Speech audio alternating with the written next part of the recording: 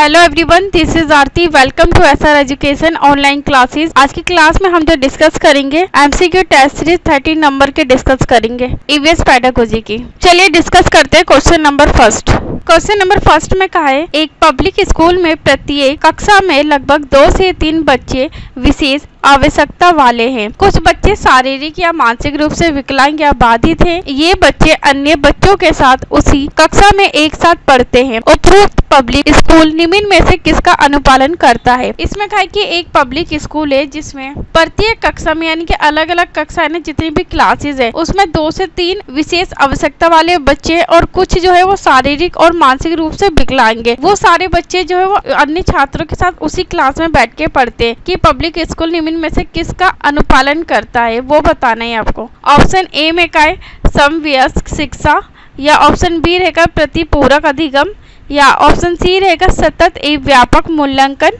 या option D रहेगा समावेशी शिक्षा। इसका राइट आंसर रहेगा ऑप्शन नंबर डी रहेगा समावेशी शिक्षा। समावेशी शिक्षा के अंतर्गत ही विशेष बालक और साथ में ही जो शारीरिक और मानसिक रूप से विकलांग होते या बाधित होते हैं बच्चे, सभी बच्चों को एक साथ क्लास में मिलाकर पढ़ाया जाता है। करने का जो तात्पर्य था, कारण था, वो है समावेशी शिक्षा के कारण। चलिए अगले क्वेश्चन को डिस्कस करते हैं। कक्षा 5th का समीर अक्सर समय पर पर्यावरण अध्ययन की शिक्षिका के पास दत्त कार्य जमा नहीं करता। इससे निपटने का सर्वोत्तम सुधारात्मक उपाय हो सकता है। कक्षा 5th में यानी क्लास 5th में समीर नाम का एक लड़का है, वो पर्यावरण अध्ययन की शिक्षिका के पास कभी भी दत्त कार्य जमा नहीं करता। तो बताने कि इससे निपटने का सर्वोत्तम सुधारात्मक उपाय हो सकता है। तो 4 कथन दिए, 4 कथन में से जो सही आंसर रहेगा वो हमें बताना है।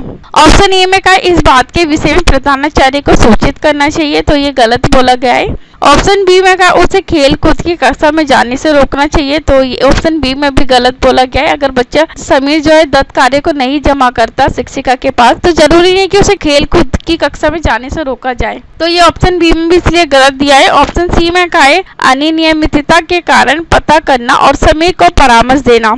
ऑप्शन डी को भी देख लेते क्या पता इसमें हमारा आंसर हो। ऑप्शन डी में कहा है उसकी अनियमितता के बारे में अभिभावकों के लिए एक नोट लिखना। ऑप्शन डी में भी गलत कहा है। कभी भी जरूरी नहीं कि अगर वो दत्त कार्य नहीं जमा करवाता समीर तो उसके अभिभावकों को सूचित किया जाए, तो ये गलत का है।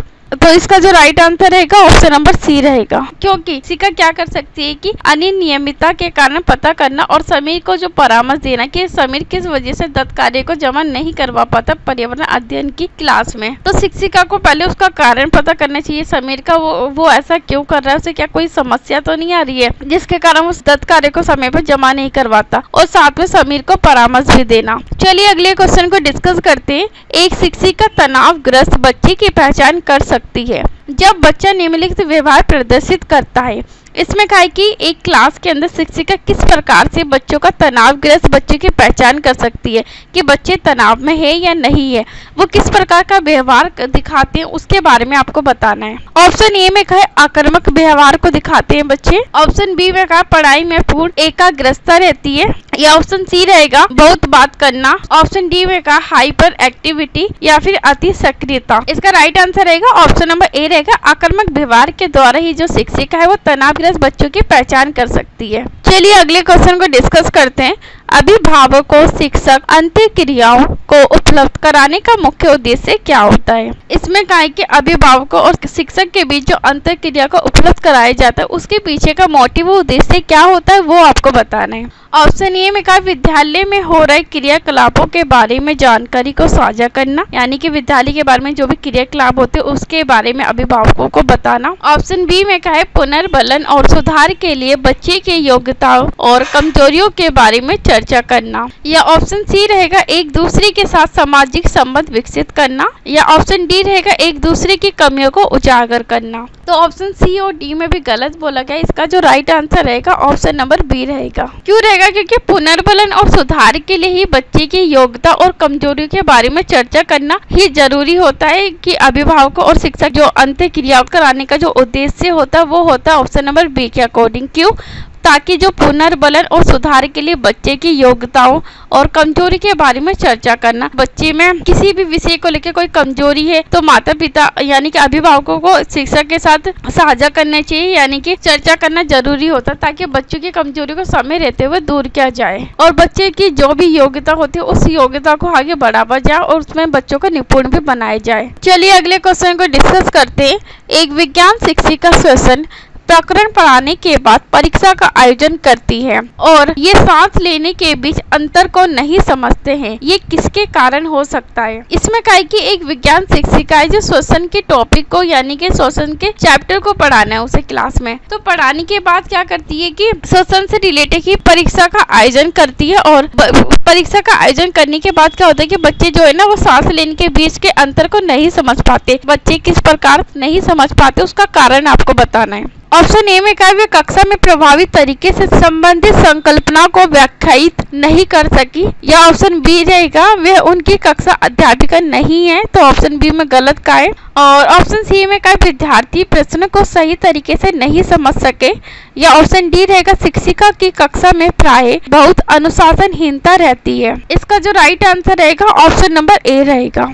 जिसके कारण बच्चे श्वसन के प्रकरण को नहीं समझ पा रहे थे वो है ऑप्शन नंबर ए। क्यों? क्योंकि वे कक्षा में प्रभावी तरीके से संबंधित संकल्पना को व्याख्यायित नहीं कर सकी, श्वसन के प्रकरण को अच्छी तरीके से नहीं समझ पाए, क्योंकि शिक्षिका ने क्या करता कि एक प्रभावी तरीके से बच्चों को नहीं समझाया तो ना ही कॉन्सेप्ट की अच्छी तरीके से व्याख्या की थी। चलिए अगले क्वेश्चन को डिस्कस करते हैं। दत्त कार्य के संबंध में निम्नलिखित में से कौन सा कथन सही है?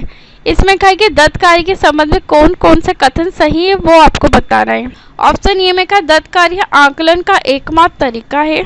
ये में जो बोला गया है कि दत्त कार्य आकलन का एकमात्र तरीका है तो ये गलत कहा गया है। ऑप्शन बी में कहा है दत्त कार्य बच्चों को सूचना खोजने, अपने विचारों का निर्माण करने और उन्हें उपचारित करने का अवसर प्रदान करता है, या ऑप्शन सी रहेगा दत्त कार्य अभिभावकों, भाइयों या बहनों द्वारा अपनी क्षमता के अनुसार किया जा सकता है, या ऑप्शन डी रहेगा प्रतिदिन विविधता और अभ्यास कराने के लिए कक्षा कार्य और फिर गृह कार्य के रूप में दत्त कार्य देने की आवश्यकता है। इसका जो राइट आंसर रहेगा ऑप्शन नंबर बी रहेगा। दत्त कार्य देने का जो उद्देश्य होता है क्लास में शिक्षक के द्वारा ऑप्शन नंबर बी के अकॉर्डिंग। क्यों? दत्त कार्य बच्चों को सूचना खोजने, साथ में अपने विचारों का निर्माण करने और उन्हें उपचारित करने का अवसर प्रदान करता है, इसलिए बच्चों को दत्त कार्य दिया जाता है। चलिए अगले क्वेश्चन को डिस्कस करते हैं। एक शिक्षिका विद्यार्थियों को बल वस्तु की आकृति को परिवर्तित कर सकता है। संकल्पना को पढ़ाने के लिए निम्नलिखित गतिविधियों की योजना बनाता है, यानी कि शिक्षक के द्वारा छात्रों को क्लास में बल वस्तु की आकृति को परिवर्तित कर सकता है। संकल्पना को पढ़ाना है तो पढ़ाने के लिए शिक्षक के द्वारा कौन सी गतिविधि सबसे प्रभावी रहेगी जिसके द्वारा बच्चे बेहतर तरीके से समझ पाए? ऑप्शन ए में कहा सामान्य रूप से अवलोकित उदाहरणों का प्रयोग करते हुए संकल्पना को स्पष्ट करना, या ऑप्शन बी विद्यार्थियों को एक प्लेट में गूंधा हुआ आटा देकर उसे हाथों से दबाने के लिए कहना, या ऑप्शन सी रहेगा कुछ उदाहरणों के साथ संकल्पना को स्पष्ट करने वाली दृश्य श्राव्य फिल्म दिखाना। तो ये 4 गतिविधि बताई गई है। अध्यापक है वो योजना बनाता है। शिक्षक सिखाने के लिए अलग अलग उपायों का प्रयोग करता है, क्योंकि वो किस प्रकार की अप्रोचेस का सहारा लेता है बच्चों को सिखाने के लिए, वो क्यों ले रहा है उसके बारे में बताना है आपको। ऑप्शन फर्स्ट में कहा है वे जानता है कि उसे पाठ योजना के अनुसार चलना है, तो ये गलत कहा है। ऑप्शन सेकंड में कहा है वे विद्यार्थियों को परीक्षा के लिए तैयार करना चाहता है, तो ऑप्शन सेकंड में भी गलत कहा है। और ऑप्शन थर्ड में कहा है कक्षा में विभिन्न प्रकार के शिक्षार्थी हैं और वे बहुआयामी बौद्धिकता को संबोधित करना चाहती है, या ऑप्शन 4 रहेगा वे अपने ज्ञान को सिद्ध करना चाहती है। तो ऑप्शन 4 में भी गलत का इसका राइट आंसर रहेगा ऑप्शन नंबर 3 रहेगा। बल वस्तु की आकृति को परिवर्तित कर सकता है संकल्पना को पढ़ाने के लिए। गतिविधियों का जो आयोजन किया गया था शिक्षक के द्वारा क्लास में वो किया गया था ऑप्शन नंबर 3 के अकॉर्डिंग। क्यों? क्योंकि कक्षा में विभिन्न प्रकार के शिक्षार्थी होते हैं और कुछ होते हैं बहुआयामी बौद्धिकता को संबोधित करना चाहती थी, क्योंकि सभी प्रकार के छात्र रहते, इसीलिए जो गतिविधियों के माध्यम से बच्चों को पढ़ाना चाहती थी। इसलिए वो अलग अलग उपागमों अप्रोचेस का सहारा लेती थी जिसके द्वारा बच्चों को सही प्रकार से सिखाया जा सके प्रभावी तरीके से। चलिए अगले क्वेश्चन को डिस्कस करते हैं। सेवा पूर्व व सेवा के दौरान शिक्षकों में डैश यानी खालिस्तान के प्रति जागरूकता लाना, जेंडर डैश यानी खालिस्तान विज्ञान शिक्षा को बढ़ावा देने के लिए क्या जरूरी है। ऑप्शन ए में कहा है जेंडर पूर्वाग्रह युक्त होना चाहिए या फिर जेंडर पूर्वग्रह युक्त होना चाहिए, या ऑप्शन बी रहेगा जेंडर पूर्वाग्रह या पूर्वग्रह मुक्त होना चाहिए, या ऑप्शन सी रहेगा प्रयोग से मुक्त होना चाहिए, या ऑप्शन डी रहेगा प्रयोग से युक्त होना चाहिए। इसका राइट आंसर रहेगा ऑप्शन नंबर बी रहेगा, क्योंकि जो जेंडर है पूर्वाग्रह यानी कि पूर्वग्रह के प्रति जागरूकता लाना, जेंडर मुक्त विज्ञान शिक्षा को बढ़ावा देना जरूरी होता है ताकि जेंडर में किसी भी प्रकार की कोई भेदभाव ना हो। चलिए अगले क्वेश्चन को डिस्कस करते हैं। पर्यावरण अध्ययन के शिक्षण में व्याख्यान के प्रयोग की क्या एक प्रमुख समस्या है। इसमें कहा कि पर्यावरण अध्ययन के शिक्षण में जो व्याख्यान के प्रयोग किया जाता है उसकी क्या समस्या है वो आपको बतानी है। ऑप्शन ए में कहा अधिक खर्चीली है, तो ये गलत कहा गया है। ऑप्शन बी में कहा अध्यापक का कार्य आसान बनाती है, तो ये गलत कहा है ऑप्शन बी में भी। ऑप्शन सी में कहा व्यक्तिगत विभिन्नताओं को नकारती है, या ऑप्शन डी रहेगा ये बहुत प्रभावी है। तो व्याख्यान विधि के द्वारा जब भी पढ़ाया जाता है सिर्फ व्याख्या ही दी जाए शिक्षक के द्वारा, तो जो व्याख्या विधि होती है वो टीचर सेंटर मेथड होता है, यानी कि टीचर सेंटर विधि होती है। इसका राइट आंसर रहेगा ऑप्शन नंबर सी रहेगा। क्यों? क्योंकि पर्यावरण अध्ययन के शिक्षण में जो व्याख्यान के प्रयोग की समस्या होती है वो होती है व्यक्तिगत विभिन्नताओं को नकारती है ये, इसलिए व्याख्या विधि का प्रयोग करने में समस्या आती है। क्योंकि क्लास में सभी प्रकार की अलग अलग भिन्नताओं के छात्र होते, सभी की योग्यता अलग होती है, उनकी एबिलिटी अलग होती है, सब अपने तरीके से छात्र सीखते हैं, इसलिए व्यक्तिगत भिन्नताओं को नकारती है। इसलिए ये व्याख्या विधि की एक बहुत बड़ी समस्या है, क्योंकि छात्रों को बोलने का बिल्कुल मौका नहीं दिया जाता इसमें, क्योंकि छात्र सिर्फ सुनते और टीचर सिर्फ व्याख्या करता है। टीचर सेंटर मेथड है। चलिए अगले क्वेश्चन को डिस्कस करते हैं।